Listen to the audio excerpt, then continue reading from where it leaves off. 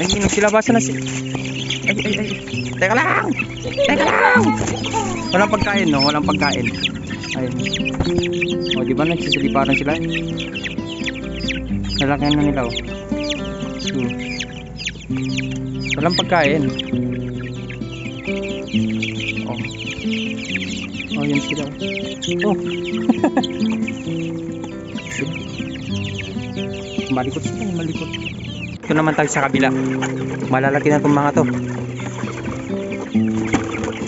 Malalaki na itong mga to.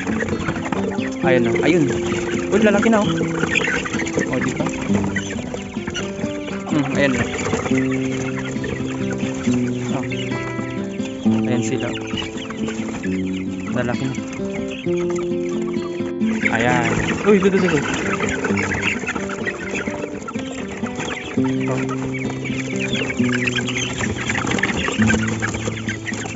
Ayan sila. Ayan.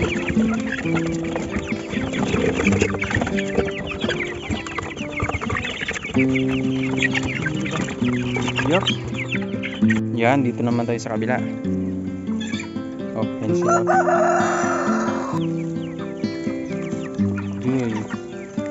Hindi sila natatakot. Hindi pa kapag ano naman siya. Aray ko, kinuha ko. Ayan. Nainitan yan, no? Nakabalag yung pakpak nyo. Ayan.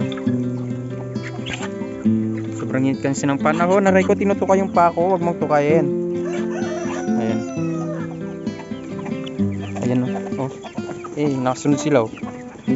Wait lang, ito. Ganda ng mga kulay ng mata. Palong, tingnan mo, taba ng pao. Ang taba ng pao. Oh. Maliksi to. Yan. Tingnan natin. Umalis agad. Mga ito na mamalo, papaluin ka sabay takbo.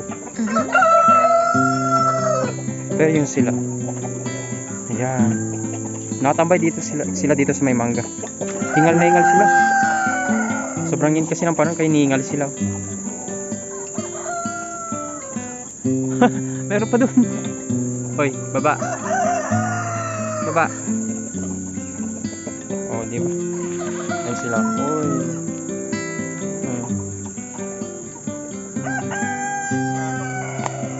Di ba naliligo sila sa lupa?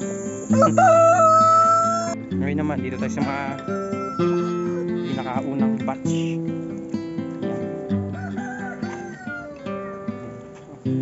Yung sobrang init ng panahon.